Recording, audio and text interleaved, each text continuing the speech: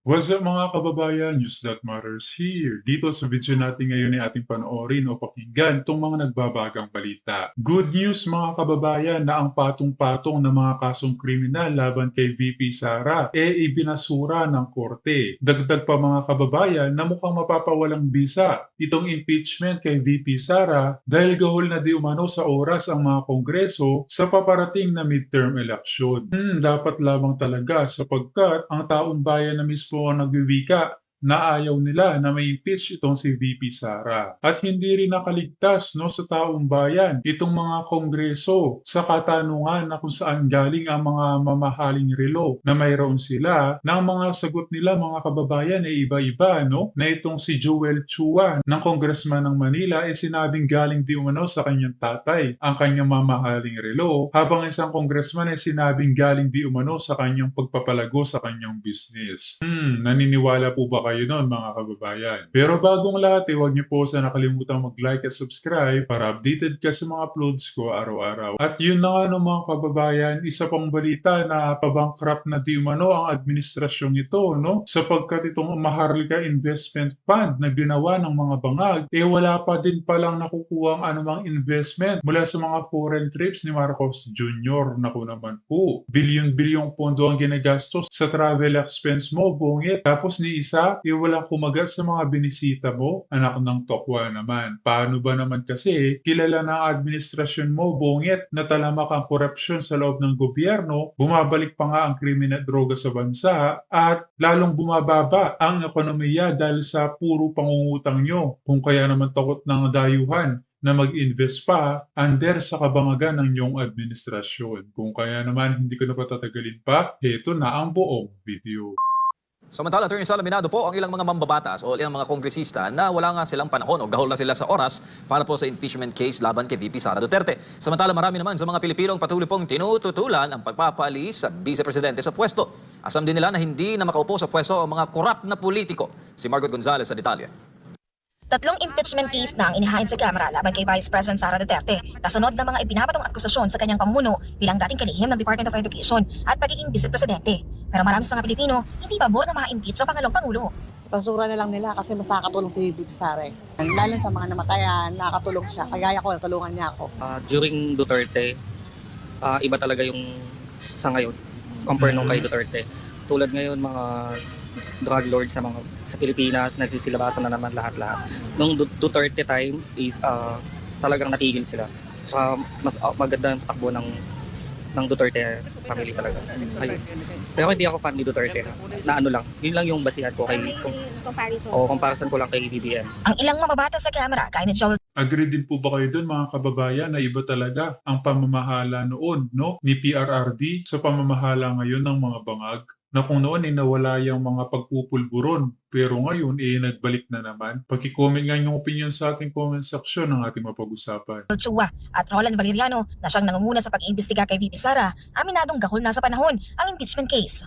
Unfortunately, because of time constraint, like for example, sa Congress, February 6, I think February 6, adjourn, recess na. Di ba? So, yun lang ang naging challenge. Kasi, alam mo, yun ang naging problema natin ngayon dito, yung panahon. Di ba? So, hopefully, sa 20th Congress, doon natin malalaman kung ano yung mga magiging aksyon ng mga House leadership. Dumipensa naman ang mga ito sa mga puna ng mga netizen sa kanilang mga mamahaling relo. Hindi ko nga lang alam kung bakit inaano yung relos namin, as early as 2002, 2003 yata. Ano ko na yon, lifestyle ko na yon. Alam mo yung taong nanggaling sa hirap, siyempre nagkaroon ka ng yan, total legal mo naman kinuha, nagtrabaho ko, nagnegosyo ko, 1998, 97 nata pumasa ako ng board exam.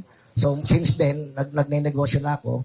Kaya wala na sigurong ano, kaya lang sabi nga sa inyo, pagka may fake news na, wala ka nang magagawa talaga eh. One time, pinicturean yung relo ko, pinablish. Yung relong pinablish nila, bigay ng tatay ko. Kaya hindi na lang ako nagsasalita, di ba? Kasi siyempre, unang-una kung gusto ka naman talagang siraan, sisiraan ka. And modesty aside, hindi naman po kami pumasok dito na butas-butas yung damit namin. Pakiusap naman ng mga Pilipino na huwag na sanang muling tumakbo ang mga korap, lalo na sa mga politiko na umangat lang sa buhay simula nang maupo sila sa pwesto. If ever lang naman po nagkain sa corruption, ganun. Siyempre hindi siya maganda kasi pera ng taong bayan yung ginagamit nila para sariling interest nila. Kung wala naman sila may tutulong sa bansa, huwag sila tumakbo. Kasi ganun ginagawin nila magnanakaw pa rin sila. Sa akin po, hindi na dapat sila mamuno kung alam nilang may corruption sila. Kaya nga po lagi natin pipiliin yung mga politicians na lesser evil, kumbaga. Dapat po kasi yung namumuno is yung kilala nila yung mga tao. Yung alam nila kung ano dapat yung nararapat para sa Pilipinas. Hindi po, for example, yung ekonomiya ng Pilipinas. Sobrang baba na po ng rate natin dito. Paano po tayo magiging aangat? Third world country na nga po tayo, tapos maghihirap pa po tayo. Samantala, sa ibang balita, hindi pa rin nakakakuha ng anumang investment mula sa mga paglalakbay sa ibang bansa ni Marcos Jr., ang Sovereign Wealth Fund ng Pilipinas, ayon mismo sa pamunuan ng Maharlika Investment Corporation. Si Creselyn Catarong sa detalye. Kailangan munang magtatag ng Maharlika Investment Corporation ng kredibilidad nito bago magbukas sa mga dayuhang mamumuhunan. Ito ayon kay Maharlika Investment Corporation President and CEO Rafael Consing Jr. Sabay iniulat na wala pang dayuhang kumpanya mula sa naging foreign trips si Marcos Jr. ang namuhunan sa Sovereign Wealth Fund ng Pilipinas. Matatanda ang ipinagmalaki ni Marcos Jr. sa kanyang foreign trips ang pagkakaroon ng Sovereign Wealth Fund ng Pilipinas. Sabay hinikayat ang iba't ibang foreign investors na mamuhunan sa bansa sa pamamagitan ng Maharlika Investment Fund. Nilagdaan bilang batas ang Republic Act No. 11954 o ang Maharlika Investment Fund Act noong 2023. Sa gitna ng pagsasabatas nito, marami ang nagpahayag ng pangamba na mauwi ito sa korupsyon at hindi tamang pangangasiwa sa pondo, habang ang iba ay may pag-aalinlangan dahil sa isyu ng transparency at accountability. Samantala, sinabi ng pinuno ng Maharlika Investment Corporation na umaasa siyang magkakaroon ng foreign investments ang MIC sa pagtatapos ng taon. Pero sa ngayon, ani Consing, kailangan muna nilang i-develop ang kanilang track record. We're having quite a number of queries coming potential foreign investors. But first, we need to develop our track record. Sa press briefing sa Malacanang, tinalakay ni Consing kasama si Department of Energy Secretary Rafael Lutilla kung paanong ang pamumuhunan sa sektor ng kuryente sa pamamagitan ng MIC ay magpapabuti sa transmission infrastructure ng bansa. Nitong Lunes lumagda sa isang kasunduan ang Maharlika Investment Corporation upang magkaroon ng 20% stake sa Synergy Grid and Development Philippines Incorporated o SGP, ang holding company ng National Grid Corporation of the Philippines o NGCP. Ipinaliwanag naman ni Lutilla na ang government investment sa transmission sector ay parte ng medium-term development plan ng gobyerno. So just to show you that after a transmission project is finished, it can actually contribute to lowering prices because it addresses the constraints, the transmission constraints that drive prices up. Ayon sa Malacanang, ito ang kauna-unahang investment ng Maharlika Investment Corporation. Sa kasalukuyan, ang Synergy Grid and Development ang may hawak sa mahigit 40% ownership interest sa NGCP. We are hoping to be able to sign the transaction documents within 90 days. And failing that, we have an extension of another 90 days, so a total of 180 days maximum. As to who will represent us, at the moment, that's not been decided yet. So we'll defer to the wisdom of the board as to who will be appointed. Sa Attorney Sal Panelo, Attorney, sa ating pong na-play kanina na balita, marami sa ating mga kababayan ang ayaw talaga na maalis sa pwesto si VP Sara Duterte. Ito po yung random interview ng ating mga masisipag na reporter sa field. Anong masasabi mo doon, sir? Tao na mismo ang nagsasabi na ayaw nilang maalis sa pwesto through impeachment ang vice. Di ba, yung nakita nating 1.8 million sa Luneta at daang-daang libo sa Cebu, sa Davao, Pagadian, Bacolod. Ano pa bang ibig sabihin? No? Taong bayan yun eh. Ayaw nila talaga ng impeachment. Kaya kasi hindi ba, sinasabi ko palagi, yan. Resulta ngayon yan. Kaya umaatras sila. Marami sila ngayong ginagawang pag-atras dahil nakikita nila. Dahil nagagalit ang taong bayan. Yun lang yun. Marami ka pang makikita ng pag-atras yan. Tsaka nasagot din ng dalawang congressman na nasali sa balita yung pagpuna sa kanilang mga suot na relo. Kesyo, attorney? Matagal na raw nilang hawak yung mga relo na yon, even before pumasok sila sa politika. At nabanggit rin yung katagang fake news. Pag nabibiktima ka ng fake news, talagang ganun ang mangyayari na napupunta o nabibigyan po ng para sa kanila ay maling pananaw yung pagsusuot po ng mga magaganda na mga relo. Attorney Sal. Sino kongresista nagsabi nun? Sino? Si Congressman Valeriano at si Congressman Joel Chua ng Maynila, 2nd at 3rd District po. Joel Chua, saka sino? Congressman Valeriano. Para malaman natin kung totoo sinasabi nila, tingnan mo yung mga background nila. Kung mga dati na silang mayayaman, po pwede. Pero kung hindi, magsisinungaling. Tsaka, unang-una, hindi naman yata yung dalawang yan eh. Hindi naman yan ang nabanatan sa social media, nakita sa mga video habang nagkakaroon ng congressional hearings yung mga nabanatan. Di ba? Hindi naman yan dalawang yan. Di naman. Wala narinig mga pangalan yan eh. Ang kitang-kita sa mga video, ang mga relos na nagmamahalan, yan, isa sa kanila, si Teacher Stella Kimbo. Di ba? Yun ang binira ng binira. Correct. Meron pang iba. Meron pang, basta nasa Quadcom eh. Yan, hindi naman mga miyembro ng Quadcom yan. Hindi ko na narinig yung mga pangalan na yan. At dito sa video na to mga kababayan ni ating panoorin, no, itong si General Macanas, sa kanyang dalang balita na talagang pabankrupt na, no, ang ating ekonomiya dahil sa ginagawang kabangagan nga ng administrasyong ito. Nakawawa ang sambayan ng Pilipino sa mga ginagawa di umanong pagnanakaw ng mga pulpul na politiko. Ating sabay-sabay na panoorin to mga kababayan. Gusto kong i-share sa inyo itong post ni General Orlando E. De Leon. Sabi niya, looting legacy, looting pagnanakaw. Isinare niya yung column ni Mr. Jarius Bundok sa Philippine Star. Ang title sa article o opinion ni Mr. Jarius Bundok is Government to go bankrupt, Filipinos to go hungrier. Napakaganda po, madaling intindihin itong sinulat ni Mr. Jarius Bundok. English lang ito, kaya lang easy to understand. I-translate ko lang siguro sa Tagalog. Okay, January 29, 2025, Jarius Bundok. Sabi niya, politicos and bureaucrats misspend trillions of pesos each year. At the rate they're going, they'll bankrupt the government. Okay? Ang mga government leaders natin, dahil they're misspending sa hindi tamang paggastos ng ating government leaders, mababankrupt ang gobyerno. Okay. In 2024, they budgeted 5.768 trillion, short of revenues by 42.65%. They borrowed 2.46 trillion. So, mas malaki yung gastos kumpara sa kinikita ng gobyerno. Kaya nagkakautang tayo. Ang utang natin, inutang natin noong 2024 is 2.46 trillion. This 2025, they budgeted 6.326 billion. Again, short by 40.23%. They'll borrow 2.545 trillion. Ako. So, halos sa isang taon, umuutang ang gobyernong ito ng more than 2 trillion. Gastos ng gastos. Konti naman ang kinikita. Grabe. So, what will happen? Imagine, ito, napakagandang example.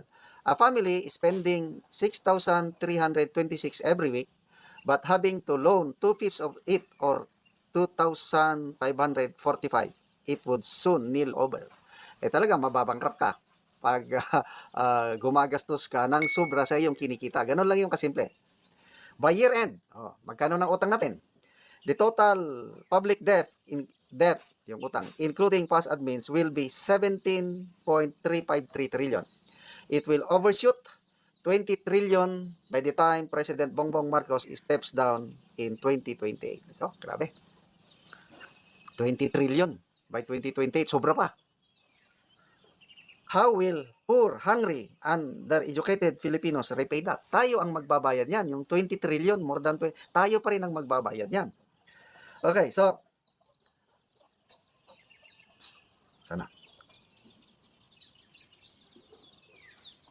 With this 2025, they will plunder 1.265 trillion.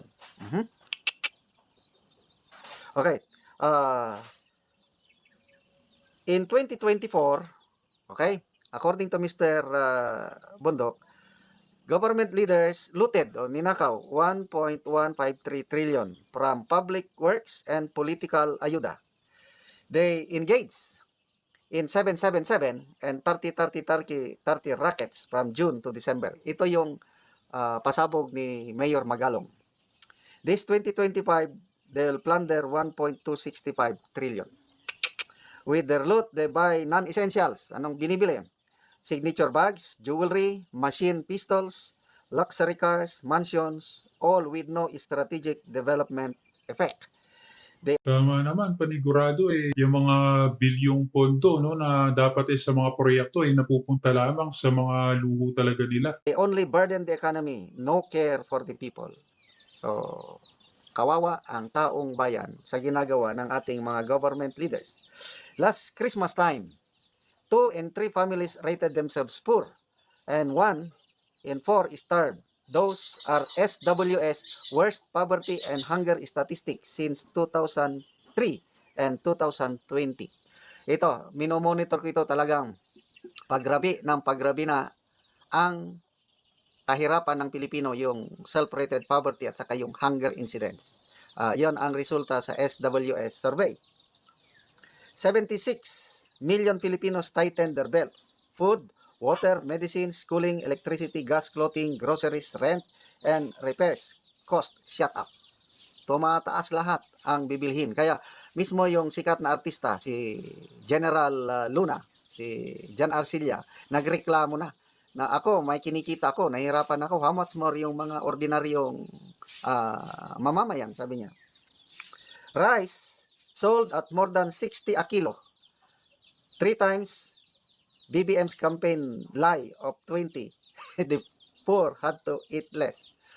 Ang daming nabudol sa 20 pesos per kilo. Ngayon, yan na, 60 pesos per kilo yung medyo masarap. Kung gusto mo ordinary rice lang, 50. So wala pa rin, malayo sa promise. Congressmen, senators, and cabinet members blame it all on typhoons. Dahil daw sa bagyo, yet they are the real culprits. Every year, they steal hundreds of billions of pesos in flood funds. In his July 2024 State of the Nation, BBM bragged about 5,500 completed flood works. All ghost, it turned out. 2 days of heavy rain ensued, floods deepened and widened. People lost homes, shops, farms, businesses, belongings, livelihoods, work, commerce, tourism halted. Evacuation facilities and relief goods were inadequate. So alam na natin yung fact check ng Katrina at iba pang typhoon. So, ito, BSP, yung Bangko Sentral. Mantakin nyo yun mga kababayan, pati ang pondo na para sa mga emergency cases tulad na pagsalanta ng bagyo, ninanakaw natin. Saan tayo papupunta niyan mga kababayan? Had to sell 25 tons of gold and its governor left. Ngayon ko lang ito nalaman na nag-resign na pala ang governor ng Bangko Sentral.